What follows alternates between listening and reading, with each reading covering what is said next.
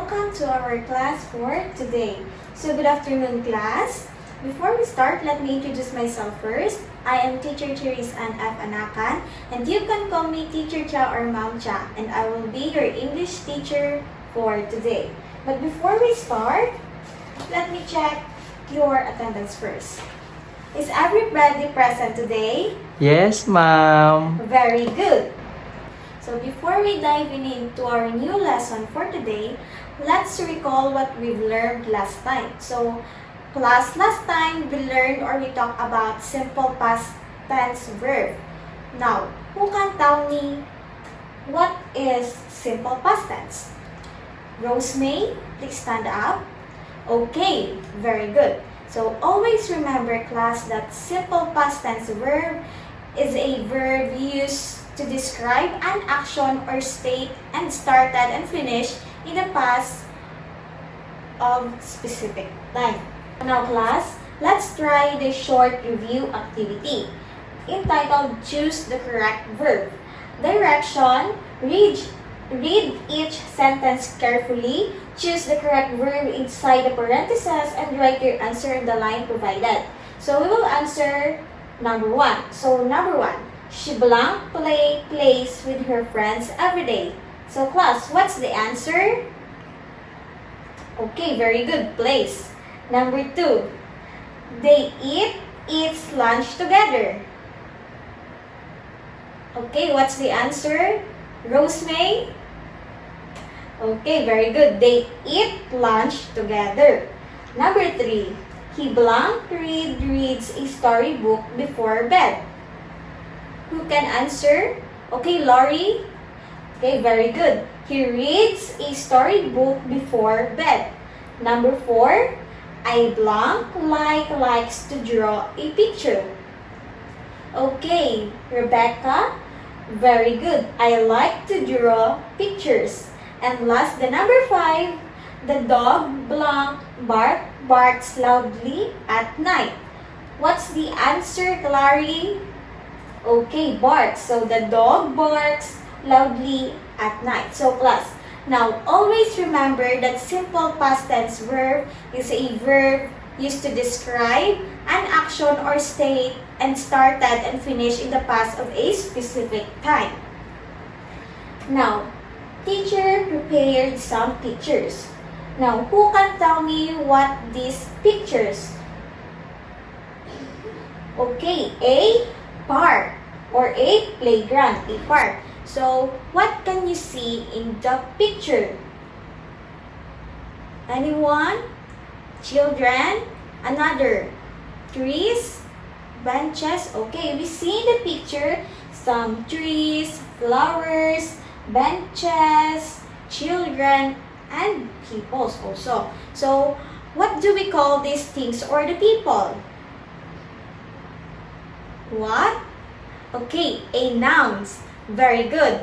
So, these are naming words. We call them a nouns because they are names of place, people, things, animals, or ideas.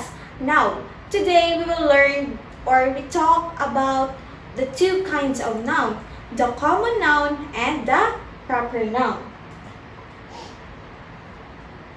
So, but before we start our learning objectives, at the end of the lesson, the learner should be able to, letter A, differentiate common nouns from proper nouns. So, the learner should be able to tell the difference between the common and the proper noun.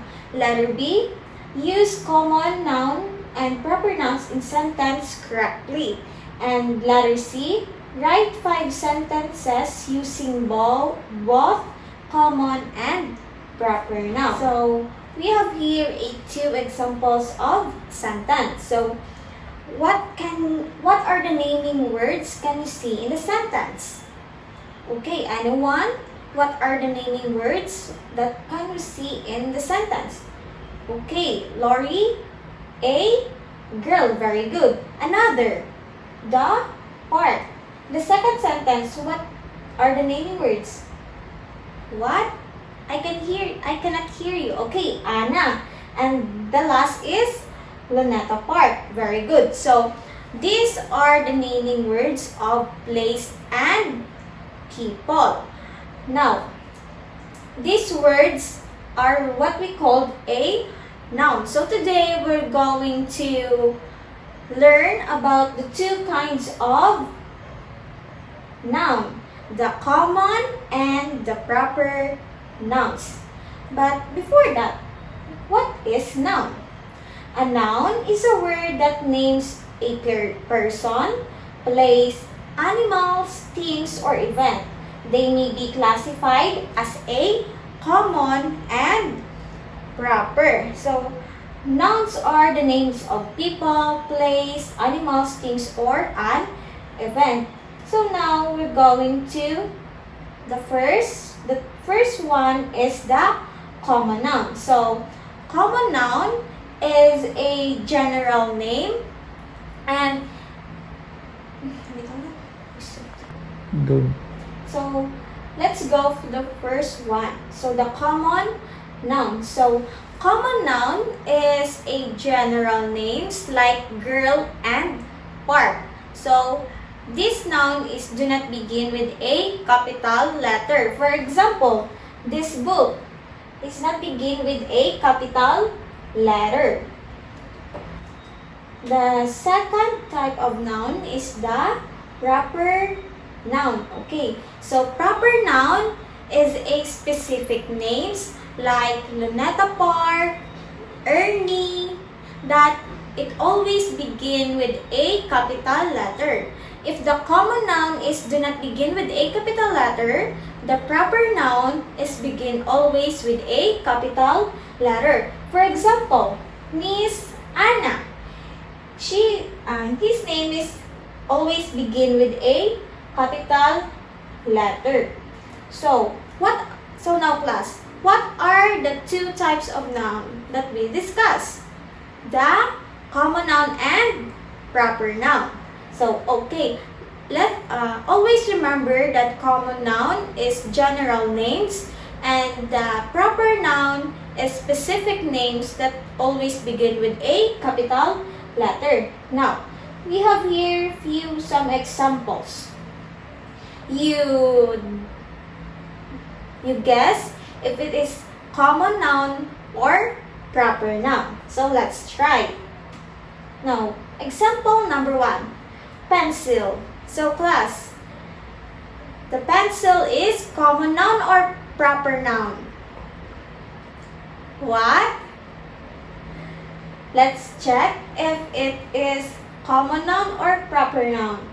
Okay, it is common noun because do not begin with a capital letter and pencil is a general names. So, our second example is Christmas. So, what do you think, class?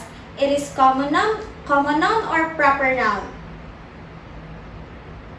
What? Okay, very good. It is proper noun because it always begin with a capital letter. Next example. April.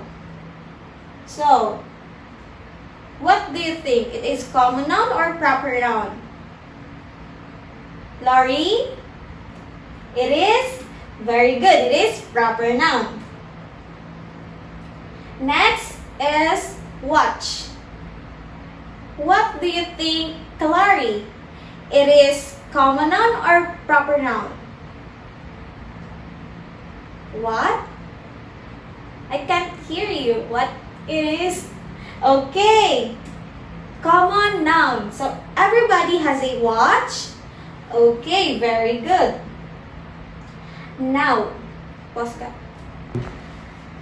Now, we will have a game entitled Noun Hunt. So, I will divide you into two groups. The group A is the common noun hunters and the group B is the proper noun hunters. So, I will give you some words of common noun and proper nouns and you will identify. If you are in group A, you will identify the common nouns and if you will in group B, you will identify the proper nouns. Are we clear, class? Very good.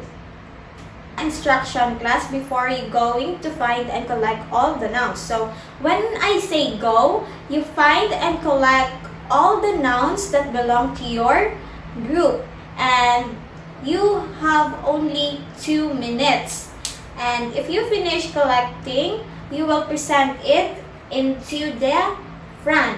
Are we clear, class? Okay, very good. So your timer starts now. Great teamwork, class. So clap your hands. You group the word correctly. Now, we will read each words that you find. In the common noun, let's read boy. Second, bird. Third, dog. And the last is princess. In the proper noun, we have vegan city. Second, Ernie. Third, Samsung. And last is Jose Rizal. So clap your hands, guys. Good job, class. Two. So class, what have you learned today? Okay, so always remember that common nouns are general names like girl and pork, or like boy, bird, dog, and princess, and they do not begin with a capital letter. And the proper noun is a specific names that begin always with a capital letter like vegan city, Ernie, Samsung, and Jose Rizal. So are we clear, class? So what is the two kinds, or what are the two kinds of nouns? The common noun and proper nouns. Very good. So that's all for today, class. Thank you for listening. Goodbye. Bye.